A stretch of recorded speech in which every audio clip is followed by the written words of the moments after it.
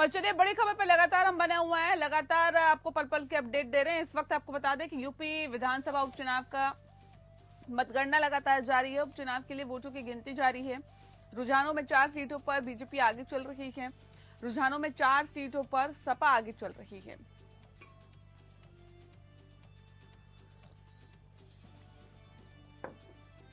तो वोटों की गिनती हो रही है।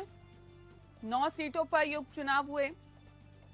4 पे बीजेपी जबकि 4 पर सपा आगे चलती हुई दिखाई दे रही है। तो बड़ी खबर पर लगातार हम बने हुए हैं।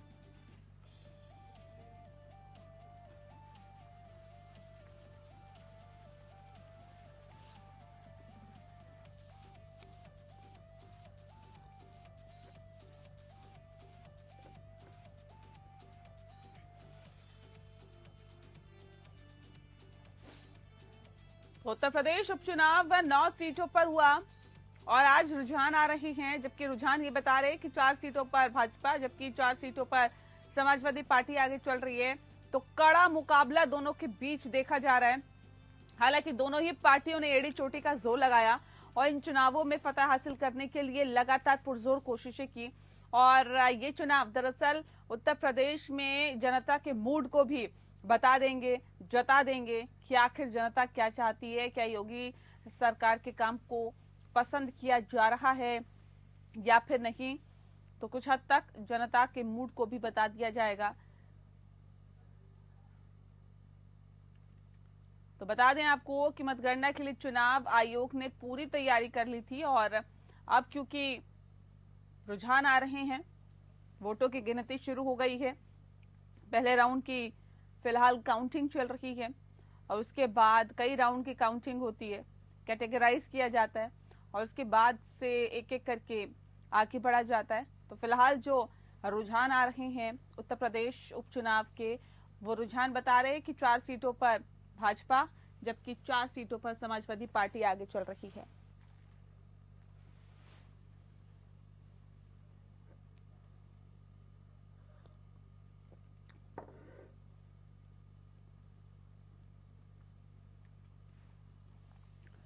तो यूपी की 9 विधानसभा सीटों पर उपचुनाव हो रहे हैं।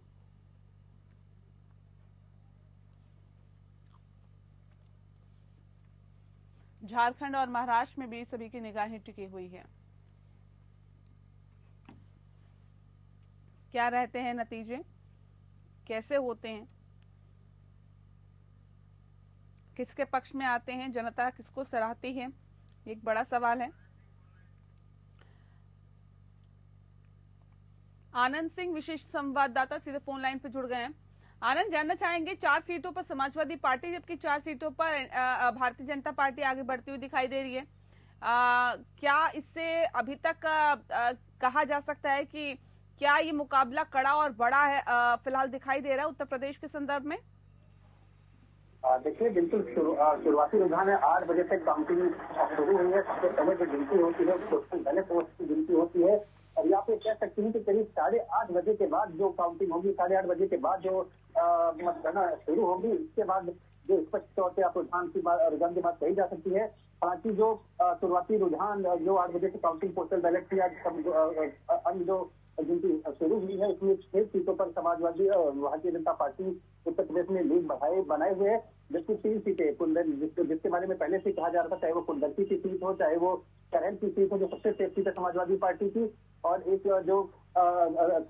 अन्य सीट पर समाजवादी सीतामऊ की सीट समाजवादी पार्टी बढ़त बनाए हुए। बाकी जो 6 सीटें हैं वहां पर भारतीय जनता पार्टी के उम्मीदवार लगातार आगे चल रहे हैं। हालांकि इसमें कुछ लड़ते अगले 1-8 घंटे में देखने को मिल सकता है। जैसा मैंने बताया कि ये बिल्कुल शुरुआती रुझान है, तो इसमें अभी तब्दीली संभव है। जी, तो ये शुरुआती रुझान है, इसमें अभी तब्दीलियां संभव हैं और जाहिर तौर पे नतीजों के लिए थोड़ा सा इंतजार करना होगा क्योंकि सभी की निगाहें नतीजों पे टिकी हुई है। लेकिन ये जो रुझान आ रहे हैं ये वाकई समाजवादी पार्टी के लिए तो राहत की सांस दे रहे होंगे क्योंकि एग्जिट पोल तो कुछ और ही बयां कर रहा था।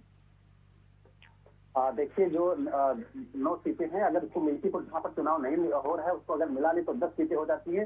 5 सीटें समाजवादी पार्टी गठबंधन के पास थी, 5 सीटें भारतीय जनता पार्टी से गठबंधन के पास थी, यानी बराबरी का मुकाबला था। मिल्कीपुर को अगर आप हटा दीजिए तो 5 सीटों पर भारतीय जनता पार्टी गठबंधन और 4 पर समाजवादी गठबंधन। ये सिचुएशन अभी तक थी। आज जो नतीजे आते हैं उससे ये निर्धारित होगा कि किसका दबदबा बना हुआ है उत्तर प्रदेश में। क्या लोकसभा चुनाव के बाद जैसा बूस्टअप मिला था समाजवादी पार्टी को, क्या वो बरकरार है, या भारतीय जनता पार्टी ने लोकसभा चुनाव के बाद इस उपचुनाव में कमबैक किया है, ये अभी देखना दिलचस्प होगा। लेकिन 9 सीटों के जिस तरह से अभी फिलहाल शुरुआती रुझान हम कह सकते हैं कि जिस तरह से 6 सीटों पर भारतीय जनता पार्टी गठबंधन आगे है, 3 पर समाजवादी पार्टी, तो कहीं ना कहीं आप ये कह सकती हैं कि अभी अर्ली है। लेकिन बीजेपी अगर आप देखें तो रिकवरी करती दिखाई दे रही है लोकसभा चुनाव के मुकाबले। लेकिन जैसा कि हम कह रहे हैं लगातार कि अभी बिल्कुल ये रुझान है, बिल्कुल शुरुआती रुझान है। अभी आधे घंटे का लगभग समय बीता है जब मतगणना शुरू हुई है। थोड़ा सा वक्त और करीब आधे घंटे का वक्त जब और मतगणना हो जाएगी, एक तरह से हमको स्पष्ट स्थिति देखने को मिलेगी कि कौन सा दल कितनी लीड से कहां पर आगे है और कितना स्टेबलाइज कर रहा है। आनंद, लेकिन हमने देखा था चुनाव के वक्त ही समाजवादी पार्टी के नेता लगातार इस बात को कह रहे थे कि देखिए चुनावों में धांधली की गई है। अखिलेश यादव ने भी फोटो ट्वीट की थी, कई चैनल्स में भी दिखाया गया था, वीडियो भी वायरल हुए थे। ऐसे में चुनाव से पहले ये कहा जा रहा था कि दोबारा री वोटिंग की हम मांग करते हैं। तो उसके मद्देनजर ये जो चुनाव है जाहिर तौर पे अहम तो है ही, और जो काउंटिंग हो रही है इसे कैसे देखा जाए? बिल्कुल, देखिए जो जिस तरह के आरोप प्रत्यारोप लगते रहे हैं वो एक जो चुनावी स्ट्रेटेजी होती है, जो चुनाव की रणनीति होती है, उसका एक अहम हिस्सा होते हैं, दबाव बनाने का हिस्सा होते हैं, पैठ में विपक्षी दल पर हो। आपने देखा होगा कि न सिर्फ समाजवादी पार्टी बल्कि भारतीय जनता पार्टी के भी जो तमाम नेता थे वो लगातार चुनाव आयोग आते जाते रहे। समाजवादी पार्टी को इस बात की शिकायत थी कि मतदाताओं को घर से बाहर नहीं निकलने दिया जा रहा है, उनके जो वोटर्स हैं उन्हें पुलिस द्वारा धमका रही है। और आपने देखा होगा कि तमाम पुलिस कर्मियों पर कार्रवाई भी की गई, जो पाए गए कि जो मतदाता है उनकी चेकिंग कर रहे थे, उनके जो पहचान पत्र था उसकी वो जांच कर रहे थे जिसके लिए वो अधिकृत नहीं थे चुनाव आयोग के निर्देशों के मुताबिक, वहां पर कार्रवाई भी की गई है। लेकिन उसी तरफ आप देखिए भारतीय जनता पार्टी भी लगातार इस बात को लेकर दबाव बनाने का प्रयास करे कि चुनाव आयोग पर की जो पर्दा नशी महिलाएं हैं जो बुर्का पहनकर जाती है, नकाब पहनकर जाती है, उनकी पहचान होना जरूरी है।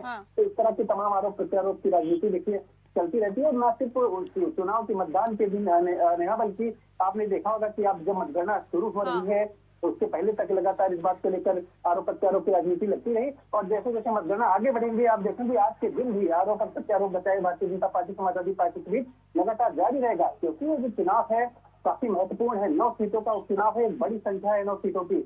लोकसभा चुनाव के नतीजों के बाद से समाजवादी पार्टी उत्साहित है जिस तरह के नतीजे के लिए आए, वही बीजेपी के साथ दांव पर। ठीक है आनंद, इस खबर पर अपनी नजर बनाए रखें, हम फिर लौटेंगे आपसे आपके पास और पल पल की अपडेट आपसे लेते रहेंगे। फिलहाल शुक्रिया जानकारी देने के लिए। तो महाराष्ट्र में चुनाव हो रहे, झारखंड में जो चुनाव के नतीजे आ रहे हैं साथ ही साथ रुझान आने शुरू हो गए दोनों ही राज्यों के, और उपचुनाव के भी रुझान आने शुरू हो गए। इस बीच अपडेट आपको दे दें, महाराष्ट्र की 288 सीटों पर रुझान लगातार जारी है, वोटों की गिनती। और महाराष्ट्र में एनडीए की बढ़त फिलहाल दिखाई दे रही है। महायुति 44 सीटों पर आगे हैं और इंडिया गठबंधन महज 7 सीटों पर ही आगे हैं। सत्तारूढ़ महायुति और महाविकास अघाड़ी के बीच मुख्य मुकाबला है, कई निर्दलीय और बाकी भी अपनी किस्मत आजमा रहे हैं। तो ये जो अंतर है बढ़ता ही जा रहा है, 48 और 9 सीटों का ये अंतर फिलहाल बढ़ता हुआ दिखाई दे रहा है। तो जाहिर तौर पे कहा जा सकता है कि अभी फिलहाल जो महाविकास अघाड़ी है उनके नेताओं की दिल की धड़कन लगातार बढ़ रही होगी, क्योंकि यह अंतर जो है 48 और 8-9 का जो अंतर है ये बहुत ज्यादा बढ़ता हुआ दिखाई दे रहा है। भले ही रुझान है लेकिन रुझान ही नतीजों में तब्दील होते हैं। सरबजीत सोनी हमारे संवाददाता सीधे हमारे साथ जुड़ गए हैं मुंबई से। सरबजीत, जानना चाहेंगे आपसे कि ये रुझान तो लगातार बढ़ता जा रहा है महायुति और महाविकास अघाड़ी के बीच। जिस तरह से काउंटिंग की जो प्रक्रिया शुरू है मॉर्निंग से ही जिस तरह से रुझान आने शुरू हो चुके हैं, हालांकि 288 सीटों पे 4000 से अधिक उम्मीदवार मैदान में थे, जिसमें महायुति और जिस तरह से महाविकास अघाड़ी के भी और जिस तरह से उसमें थे, कहीं ना कहीं अब रुझान आने शुरू हो चुके हैं। रुझान जिस तरह से आईएनसी के 13 जो बताए जा रहे हैं, तो कई आंकड़े जल्द आ रहे हैं। बैलेट पेपर की जो है काउंटिंग वो शुरुआत की गई थी, अब जो है ईवीएम मशीन की जो काउंटिंग शुरुआत की गई है। विदर्भ में देखना है कि जिस तरह से भाजपा की तरफ से जो प्रक्रिया की गई है, जो प्रचार किए गए हैं, उससे कितना जोर लगा था, क्योंकि एक्सपर्ट का कहना है कि विदर्भ में कहीं भाजपा मजबूत नहीं है। कई मुद्दों को लेकर भी ऐसा बताया जा रहा था। लेकिन जिस तरह से रुझान आएंगे उसमें क्लियर हो पाएगा कि जिस तरह से जितनी रैलियां की गई हैं, कितने मुद्दे जो किए गए हैं, जनता किन मुद्दों को लेकर चुनी है और कितनी जीत मिलती है। बिल्कुल, तो जाहिर तौर पे इस पे तो सभी की निगाहें हैं कि आखिर जीत किसको मिलेगी, लेकिन इस बीच का जो अंतर है इसे पाटना कितना मुश्किल फिलहाल दिखाई दे रहा है, क्योंकि अभी कितने राउंड की जो काउंटिंग है वो हो चुकी है या हो रही है अभी? जी, अभी काउंटिंग है, वो फर्स्ट राउंड की अभी जो काउंटिंग है वो हो चुकी है और अभी कई ऐसे राउंड बाकी हैं। तो जैसे जो राउंड पूरे होंगे उसमें क्लियर हो पाएगा, इसी साफ हो पाएगी कि कौन किससे जीत मिलती है। वहीं बात करें तो जिस तरह से गढ़चिरौली की बात करें, गढ़चिरौली में सबसे ज्यादा मतदान किए गए थे। अब वहां पे देखना है कि जनता किसे चुनती है। वहाँ पे कई उम्मीदवार हैं, जो उम्मीदवार हैं, कांग्रेस के भी उम्मीदवार हैं, बीजेपी के उम्मीदवार हैं। तो कहीं ना कहीं कई ऐसे क्रॉस टक्कर भी हैं। महाराष्ट्र की मुंबई की बात करें तो मुंबई में भी कई ऐसी सीटें हैं जिसपे लगातार क्रॉसिंग है, जहाँ पे 3 उम्मीदवार खड़े किए गए हैं अलग अलग। जैसे वर्ली की बात करें तो वर्ली में एमएनएस की तरफ से उम्मीदवार है और एकनाथ शिंदे की तरफ से भी और शिवसेना उद्धव गठबंधन की तरफ से भी उम्मीदवार हैं। सबकी निगाहें हैं, जिस तरह से काउंटिंग की जो प्रक्रिया शुरू है उस पर सबकी निगाहें हैं कि किसे जनता चुन के आज अपना विधान भवन तक भेजती है। ये लड़ाई दरअसल असली शिवसेना और नकली शिवसेना की भी है। ये लड़ाई दरअसल असली एनसीपी और नकली एनसीपी की भी है। मुद्दे भले ही अलग हो, लेकिन जो लड़ाइयां है वो पार्टियों के बीच इसकी भी है कि असली शिवसेना कौन है, जनता ने किसके ऊपर मोहर लगाई है, और असली एनसीपी कौन है, अजीत पवार गुट या फिर शरद पवार गुट। जिस तरह से 2 भागों में बंटने के बाद लोकसभा चुनाव के बाद अब विधानसभा चुनाव में भी जनता उन्हें जो असली शिवसेना और असली एनसीपी ये कौन है, ये उनका कहीं ना कहीं ये जनता चुनने का काम करेगी। जिस तरह से लगातार वादे किए जा रहे थे, चाहे असली शिवसेना हो चाहे जिसमें एकनाथ शिंदे की बात करें, चाहे उद्धव ठाकरे की बात करें, दोनों पक्षों की तरफ से पूरी तरह से जोर लगाया गया, तैयारियां की गई, जनता के वादे लुभाने वादे भी किए गए हैं। कई ऐसे मुद्दे हैं जिन्हें दोनों तरफ से किया गया है, दोनों तरफ से दावे किए गए हैं कि जितने एक बार ऐसा होगा। जिस तरह से लाडली बहन योजना की बात करें तो कई ऐसी योजनाएं हैं, उसका जो योजनाएं जो बात करें वो की गई, सड़क निर्माण के लेकर किसानों का मुद्दा, गरीबों का मुद्दा, कई ऐसे मुद्दे दोनों तरफ से उठाए गए हैं। लेकिन आज इस पे क्लियर हो पाएगा कि असली शिवसेना और जिस तरह से जो उद्धव ठाकरे दोनों पक्ष अपना दावा कर रहे हैं कि असली हम है, तो इस पर जनता चुनने का काम करेगी। हालांकि जिस तरह से वोटिंग की जो प्रक्रिया, जो काउंटिंग की जो प्रक्रिया शुरू है, उसके बीच में ही होटल पॉलिटिक्स की भी बात की जा रही है। जो विधायक महाविकास आघाड़ी के जो विधायक अब जो पार्टी के जो जीत के आते हैं, उन्हें होटल पॉलिटिक्स के जो है कंट्रोलिंग किया जाएगा। पूरी तरह से उन्हें अपने वहां पे रखा जाएगा, होटल में रखा जाएगा, ताकि खरीद फरोख्त का जो मामला है वो ना हो सके। तो पूरी तरह से तैयारियां भी हैं, सबकी निगाहें हैं काउंटिंग पे। जैसे जैसे जीत की तरफ बढ़ते रहेंगे वैसे ही वहां पे जो वरिष्ठ नेता है उनसे कांटेक्ट करेंगे और उन्हें मुंबई लाया जाएगा। तो होटल पॉलिटिक्स जो है वो पूरी तरह से शुरुआत हो चुकी है। काउंटिंग की एक तरफ से प्रक्रिया शुरू है, उस एक तरफ से होटल पॉलिटिक्स की प्रक्रिया शुरू है। पहले बस बुक किया जाता था उन्हें ट्रैवल के लिए, इस बार हेलीकॉप्टर बुक किया गया है, ऐसी जानकारी मिल रही है, और प्लेन बुक किया गया है, ताकि समय कम है, 26 नवंबर को जो कार्यकाल है वो समाप्त होगा और जिस तरह से सरकार जल्द से जल्द बना सके, ऐसी उम्मीद में दोनों पक्ष जो है तैयारी में जुटे हुए हैं। रैलियों की बात करें, जनसभाओं की बात करें सरबजीत, तो भारतीय जनता पार्टी ने कुल 172 जनसभाएं की है, जबकि कांग्रेस पार्टी ने 154 जनसभाएं की हैं। राहुल गांधी, प्रियंका गांधी, मल्लिकार्जुन खड़गे, नाना पटोले और कई ऐसी जनसभाएं करने के लिए तमाम जो लोग हैं पहुंचे, कांग्रेस समेत जो तमाम और इनके गठबंधन के हैं, इंडिया गठबंधन के 154 जनसभाएं इन सब ने की है, जबकि भारतीय जनता पार्टी समेत जो पूरा गठबंधन है महायुति, इन्होंने 172 जनसभाएं की है।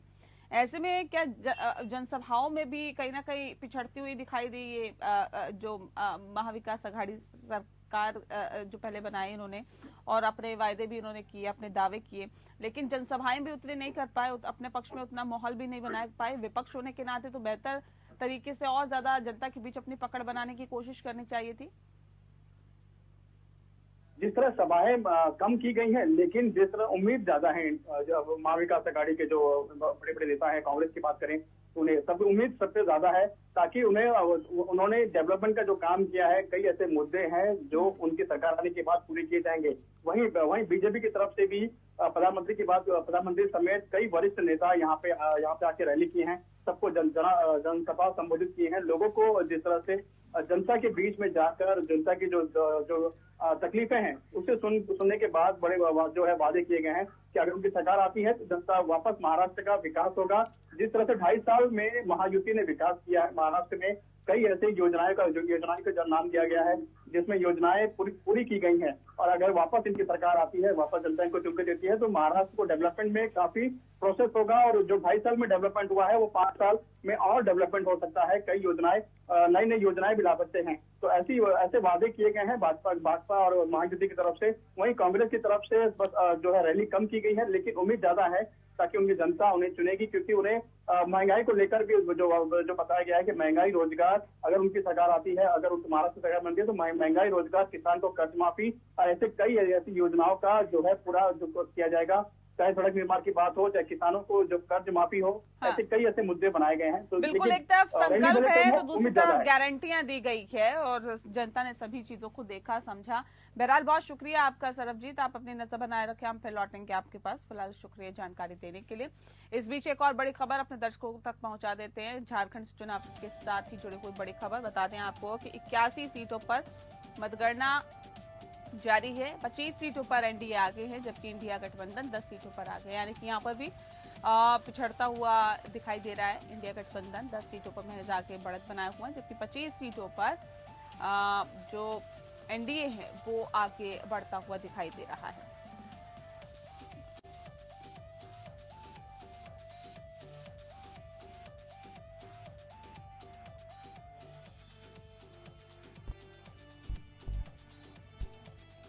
तो बता दें आपको कि झारखंड में दरअसल इस वक्त जो अभी तक आंकड़ा निकल के सामने आया है वो ये कि 25 सीटों पर एनडीए आगे है, जबकि इंडिया गठबंधन 10 सीटों पर आगे है।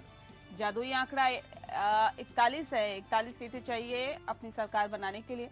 हालांकि इस वक्त मौजूदा वक्त में इंडिया गठबंधन की सरकार है और ऐसे में गठबंधन के साथ जब ये सरकार है तो आगे क्या एक बार फिर से रिपीट कर पाएगी, ये एक बड़ा सवाल है। 5 साल बनाम 5 साल का खेल आगे चलता रहेगा। हिमांशु ज्यादा जानकारी के साथ हमारे संवाददाता रांची से सीधे हमारे से जुड़ गए। हिमांशु, क्या जानकारी अभी तक है? कितने राउंड की वोटिंग जो काउंटिंग हो चुकी है, अभी तक क्या अपडेट निकल के सामने आया है? तो पिटारा पहुंच चुका है, बाकी अभी गिनती चालू नहीं हुई पोस्टल बैलेट की। लगभग 10-15 मिनट में पोस्टल बैलेट की गिनती चालू हो जाएगी।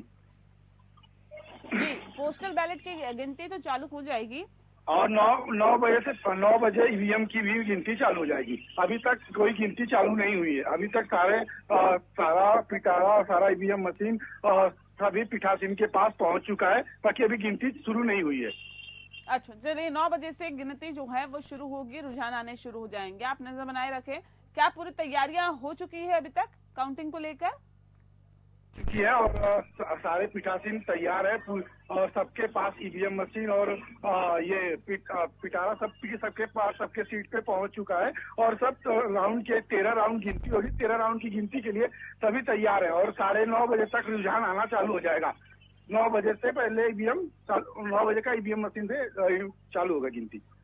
ठीक है, नजर बनाए रखें हिमांशु, हम फिर लौटेंगे आपके पास। फिलहाल शुक्रिया जानकारी देने के लिए। तो जाहिर तौर पे 9 बजे से काउंटिंग शुरू होगी और काउंटिंग शुरू होने के साथ ही रुझान आने शुरू हो जाएंगे और इन पर सभी की निगाहें टिकी है। हमारे संवाददाता पल पल के अपडेट आप तक पहुंचा रहे हैं। झारखंड में 1211 उम्मीदवार अपनी किस्मत आजमा रहे हैं, जबकि यूपी विधानसभा चुनाव में भी कई सीटों पर अग्नि परीक्षा है। सभी की निगाहें टिकी हुई है। बता दें आपको कि मुख्य मुद्दे जो हैं वो बहुत मुद्दे यहाँ पर रहे। जो चुनावी मुद्दे रहे वो मराठा आरक्षण को लेकर रहा, पवार बनाम पवार का, अजित पवार बनाम शरद पवार, ये एक असली मसला रहा। असली शिव सैनिक कौन है, ये भी कहीं ना कहीं एक मसला है। और चुनावी मुद्दे ये भी है कि किसानों का क्या हाल है, किसानों की सुध किसने ली या किसने नहीं ली। कानून व्यवस्था महाराष्ट्र के संदर्भ में एक बड़ा इशू है। वहीं जाति जनगणना का विषय भी लगातार उठाया गया, जोर शोर से उठाया गया। निवेश को लेकर भी इस मसले को उठाया गया। रोजगार, कौन सी सरकार ने कितने रोजगार दिया और सरकार को लगातार घेरने की कोशिश विपक्ष करता रहा। किसने कितनी रैलियां की, इस पर भी सभी की निगाहें हैं, क्योंकि देखिए फिलहाल अगर हम देखें तो ये एक इम्पोर्टेंट है कि रैलियां जो हैं वो वाकई कम हुई इंडिया गठबंधन की, यानी कि महाविकास अघाड़ी की 154 जनसभाएं हुई, जिसमें से राहुल गांधी, प्रियंका गांधी, मल्लिकार्जुन खड़गे, नाना पटोले और साथ ही साथ बताया ये जा रहा है कि एनसीपी की कुल 101 जनसभाएं हुई, जिसमें शरद पवार पार्टी का लोगों तक पहुंचाते रहे। शिवसेना यूबीटी ग्रुप ने जो है 110 रैलियां की, जनसभाएं की। उद्धव ठाकरे ने 60 जनसभाएं की, आदित्य ठाकरे ने 50 जनसभाएं की। तो इस तरह से जनसभाएं होती हुई दिखाई दी। हालांकि देखिए कांग्रेस में सबसे ज्यादा रैलियां अगर की तो नाना पटोले ने की, अपने पक्ष में माहौल बनाने की कोशिश की। राहुल गांधी ने महज 6 जनसभाएं की, प्रियंका गांधी 4, जबकि मल्लिकार्जुन खड़गे 9 जनसभाएं करने के लिए महाराष्ट्र में पहुंचे थे। जबकि वहीं बात भारतीय जनता पार्टी की करें तो नरेंद्र मोदी ने खुद अकेले 9 जनसभाएं की। अमित शाह 20 जनसभाएं करने के लिए वहां पहुंचे, नितिन गडकरी 72, योगी आदित्यनाथ ने भी 15 जनसभाएं की, जबकि एकनाथ शिंदे 75 से ज्यादा जनसभाएं करने पहुंचे। देवेंद्र फडणवीस ने तकरीबन 60 से ज्यादा जनसभाएं की और अजीत पवार ने भी यहां पर 50 से ज्यादा जनसभाएं की है। तो यानी कि ये जो मसला है ये रैलियों का है, जनसभाओं का है, जो लोगों के बीच अपनी पकड़ बनाने की कोशिश करता है।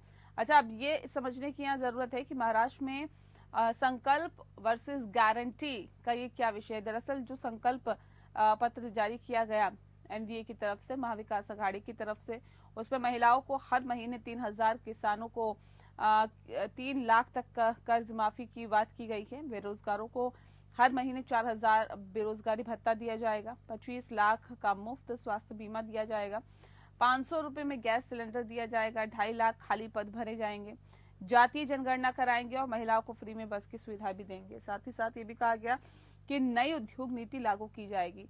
जबकि बीजेपी की तरफ से जो गारंटी दी गई है उसमें यही है कि लाडली बहन योजना में 2100 रुपए दिए जाएंगे, किसान सम्मान योजना में सालाना 15,000 रुपए दिए जाएंगे, 10 लाख छात्रों को ट्यूशन फीस दी जाएगी, जबकि 1 ट्रिलियन की अर्थव्यवस्था बनाई जाएगी, महिलाओं को वित्तीय साक्षरता की ट्रेनिंग दी जाएगी, 25 लाख नौकरियां दी जाएगी। देखिए यहाँ पे 2.5 लाख पद भरने की बात की गई थी संकल्प में, और यहाँ पर जो ये गारंटी दी जा रही है 25 लाख नौकरियां देने की बात की जा रही है। विजन महाराष्ट्र 2029 लाएंगे, जिसमें तय करेंगे कि 2029 तक हमारी रूपरेखा क्या होगी, सरकार किस तरह से आगे बढ़ेगी। 50 लाख लखपति दीदी बनाएंगे और ऐसे में 10 लाख नए उद्यमी तैयार करेंगे। ये गारंटी भारतीय जनता पार्टी की तरफ से दी गई। तो इस तरह से ये तमाम गारंटी और संकल्प पत्र जारी किया गया। अब किसके ऊपर जनता ने विश्वास किया है, इसके लिए थोड़ा सा इंतजार करना होगा। हालांकि महाराष्ट्र के संदर्भ में अगर हम देखें तो कई दिग्गज चेहरे चुनावी मैदान में हैं। बात चाहे एकनाथ शिंदे की करे, देवेंद्र फडणवीस की करे, अजीत पवार की करे, आदित्य ठाकरे की करे, या फिर नवाब मलिक की करे, जिशान सिद्दीकी की करे, तो ये तमाम ऐसे बड़े चेहरे हैं जो महाराष्ट्र के संदर्भ में देखे जा सकते हैं। और ये बेहद महत्वपूर्ण इसलिए भी है क्योंकि महाराष्ट्र विधानसभा चुनाव में इनकी अहम भूमिका रही है। मुद्दे चुनावी जो है वो अहम है, क्योंकि महाराष्ट्र के जो मुद्दे हैं वो मराठा आरक्षण, पवार बनाम पवार और असली शिव सैनिक कौन, किसान, कानूनी व्यवस्था और जातिगत जनगणना, निवेश, रोजगार। इस बीच एक बड़ी खबर का रुख कर रहे हैं। इस वक्त की बड़ी और अहम खबर वायनाड लोकसभा उपचुनाव का की जो मतगणना है वो लगातार जारी है। बता दें आपको कि इस पर भी सभी की निगाहें प्रियंका गांधी के चुनावी मैदान में है। वायनाड सीट से कांग्रेस प्रत्याशी प्रियंका गांधी आगे चल रही हैं। बता दें आपको कि प्रियंका गांधी फिलहाल आगे चल रही हैं। वायनाड में प्रियंका गांधी 3,776 वोटों से आगे हैं। हालांकि वोटों का डिफरेंस बहुत ज्यादा नहीं है। महाराष्ट्र विधानसभा चुनाव के लिए वोटों की गिनती लगातार जारी है।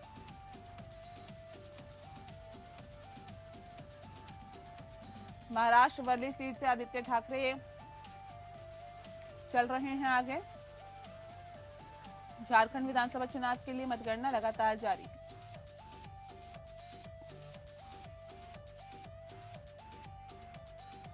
मिलिंद देवड़ा पीछे चल रहे हैं। झारखंड विधानसभा चुनाव के लिए मतगणना जारी है। बता दें आपको कि जेएमएम के गढ़ बरहेट से सीएम हेमंत सोरेन आगे चल रहे हैं।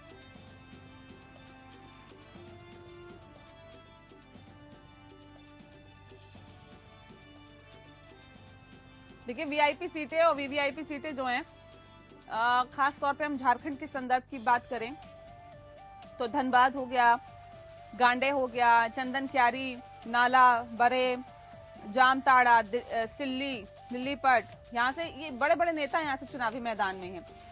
धनबाद से बाबूलाल मरांडी चुनावी मैदान में हैं, कल्पना सोरेन गांडे से हैं, चंदन क्यारी से अमर बाउरी हैं, वही नाला से रविंद्रनाथ महतो हैं, हेमंत सोरेन बरहट से चुनावी मैदान में है बरहेट से, और ऐसे में जामताड़ा की अगर हम बात करें इरफान अंसारी चुनावी मैदान में है। तो ये वो सीटें हैं जिस पर सभी की निगाहें टिकी हुई है।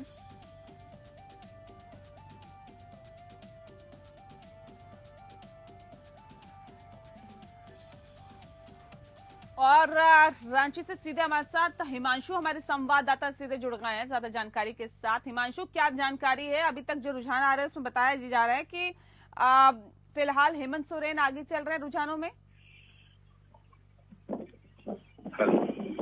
हिमांशु, आवाज मिल पा रही है? आप तक पहुंच पा रही है? आवाज आ रही है, आवाज आ रही है। हिमांशु, क्या अपडेट क्या है आपके पास?